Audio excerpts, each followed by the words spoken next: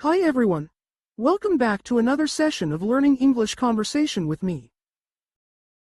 Today, we're going to explore a very interesting phrase that you might hear in casual conversations.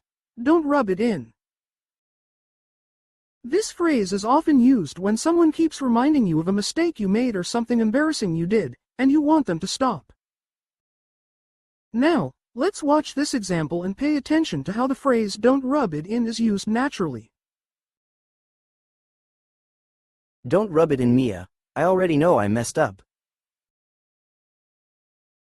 I'm not rubbing it in, Liam. I just think we need to talk about it. We've talked about it 100 times already. Because it still hurts. You broke my trust, and I'm trying to process it. I get that, but throwing it in my face every time we argue isn't helping. I'm not trying to throw it in your face. I just need to understand why you did it. I've explained it, Mia. It was a mistake. I wasn't thinking clearly. I know, but that doesn't erase how it made me feel. And I've apologized a million times. What more do you want from me? I want to feel like I can trust you again. You can trust me. I've done everything I can to prove that. But it's not that simple, Liam. Trust takes time to rebuild. I understand, but constantly bringing up the past isn't fair. I'm not trying to be unfair. I'm just being honest about how I feel. And I appreciate that, but can we focus on moving forward? I want to, but sometimes the past feels like it's still in the room with us. It's only in the room because we keep inviting it back in. Maybe, but healing isn't a straight line, Liam. I know that, but it feels like we're stuck in a loop. Because I need reassurance, and sometimes I feel like you don't get that. I do get it. I just wish we could focus more on what's good between us. I want that too, but I need to feel safe first. I've been doing everything I can to make you feel safe again. I know, and I appreciate it. I really do. Then let's work together instead of tearing each other apart. You're right. I don't want to keep bringing it up, but I need you to be patient with me.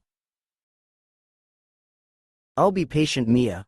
I love you, and I want us to move past this. I love you too, Liam. I'm trying, I really am. And I'll keep trying too. Let's leave the past where it belongs and focus on us. Okay, but promise me, no more secrets. I promise, no more secrets. All right, let's try to move forward together.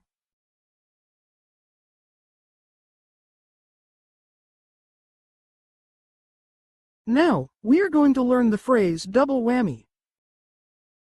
This phrase is used to describe a situation where two unfortunate events happen at the same time or in quick succession, making things worse. Let's listen to the following conversation. Yesterday was such a double whammy for me. I don't even know how I survived it. What happened? You look exhausted. First, my car broke down on my way to work. Then, when I finally got there, I realized I'd forgotten my laptop at home. That's rough. How did you manage to get through the day? I had to take a cab, which cost me a fortune, and as for the laptop, I had to borrow one, but it didn't have the files I needed. That really is a double whammy. Did your boss notice? Oh, he noticed. I had to explain everything, and he wasn't too happy about it. I can imagine. Did you manage to fix the car, at least? Not yet. It's still at the repair shop, and they're saying it'll cost more than I expected. Ouch, that's another blow. So, it's a triple whammy now? Pretty much. And to top it all off, I spilled coffee on my shirt during lunch. Wow, you weren't kidding about having a terrible day. Yeah, it felt like everything that could go wrong did go wrong. Well, at least today's a new day. Hopefully, things turn around for you. I'm crossing my fingers. I don't think I can handle another double whammy. I hear you, but hey, what do they say? Bad luck doesn't last forever. Let's hope that's true. I need some good news for a change. Maybe the repair shop will surprise you and lower the cost. That would be a miracle, but I won't hold my breath. Have you thought about getting a new car?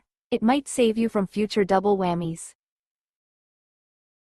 I have, but it's not in the budget right now. I'll have to make do with what I have. Fair enough. At least you have a good sense of humor about it. What else can I do? If I don't laugh about it, I'll probably cry. Well, if you need help with anything, let me know. Maybe I can make your day a little easier. Thanks, Sophia. I really appreciate that. Anytime. Remember, even when life hits you with a double whammy, you're not alone. That means a lot. I'll try to keep that in mind. Good. And hey, let's grab coffee later. This time, no spilling allowed. Deal.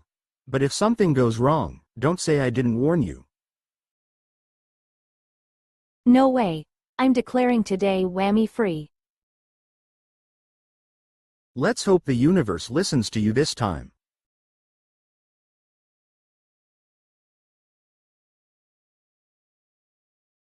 Now, we're going to explore the phrase "come clean with me." This phrase is often used in conversations when someone is asking another person to be honest about something they might be hiding.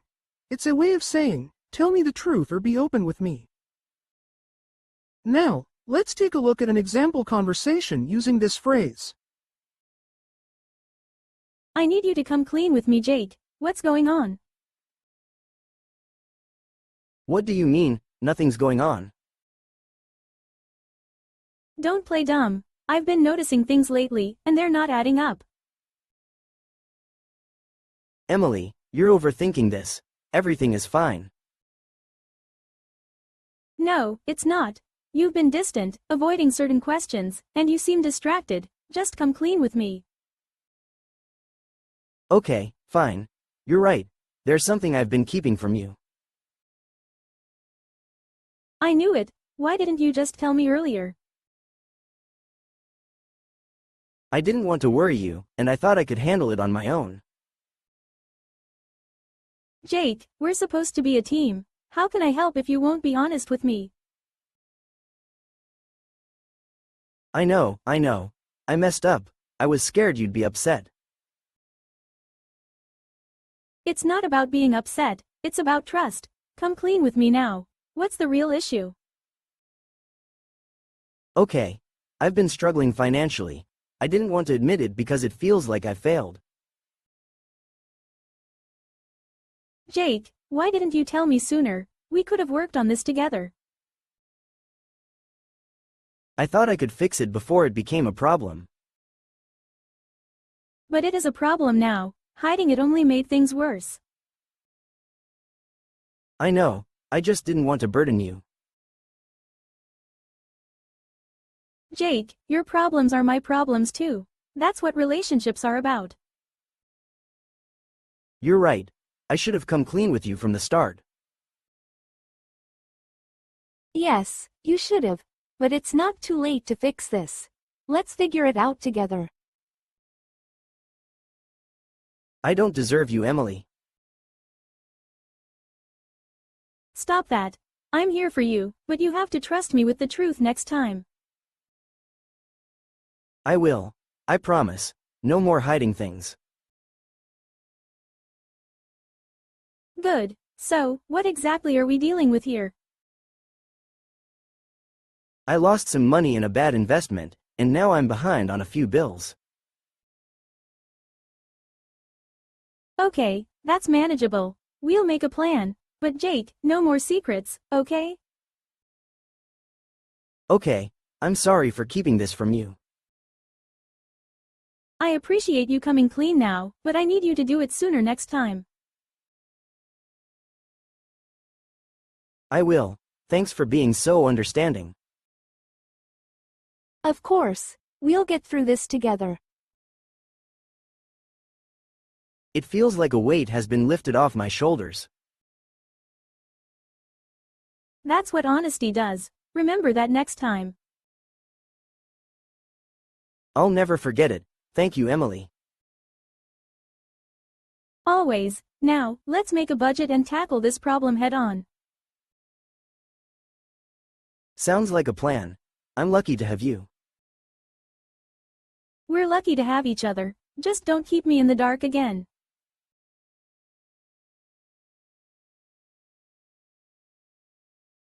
The next phrase we'll be learning is right off the bat. It means something that happens immediately or without delay, often at the very beginning of an action or event. Let's take a look at the following conversation to understand how it's used in context. Right off the bat, I knew this meeting was going to be intense. Same here. The moment Mr. Carter walked in, his energy was different. Exactly, he didn't even wait for everyone to sit down before jumping into the agenda. Yeah, he dived straight into deadlines. No warm-up, no small talk. It caught me off guard. I wasn't expecting that level of urgency.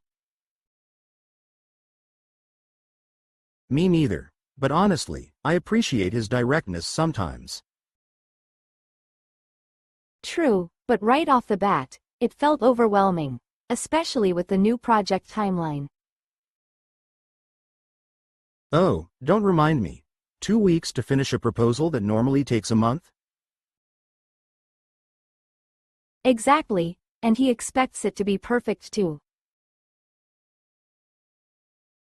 I guess he's trying to push us, but it's a lot. A lot is an understatement. I had to rearrange my entire schedule. Same. I canceled my weekend plans. Ouch. Were you planning something fun? Yeah, a short trip with friends. But work comes first, I guess. That sucks. I was supposed to visit my family, but now I'm stuck in front of my laptop. I feel you. At least we're in this together. True. Do you think the pressure will ease up after this project? Hard to say. Mr. Carter seems like the kind of person who thrives on high stakes. Yeah, he's definitely results-driven. But I hope he understands we're not machines. Agreed. By the way, have you started on your part yet? Not really. I was trying to wrap my head around the requirements first. Makes sense. The guidelines felt a bit vague. Exactly. I had to double-check with Lisa to clarify some points. Lisa's great for that. She always breaks things down so clearly. Yeah, she's been a lifesaver. Have you talked to her about your section? Not yet. I was planning to catch her after lunch. Good idea. Right off the bat, she'll probably have a checklist ready for you. We need more people like her, honestly. It'd make things less stressful. Totally. Let's just power through this. Maybe we'll celebrate once it's done. I like the sound of that. Let's agree it's on you. Fine, but only if we survive first. That's our lesson for today. Hopefully, the phrases we've learned are easy to understand and can help you improve your English skills. Don't forget to practice using them in your daily conversations. Thank you for watching, and see you in the next video.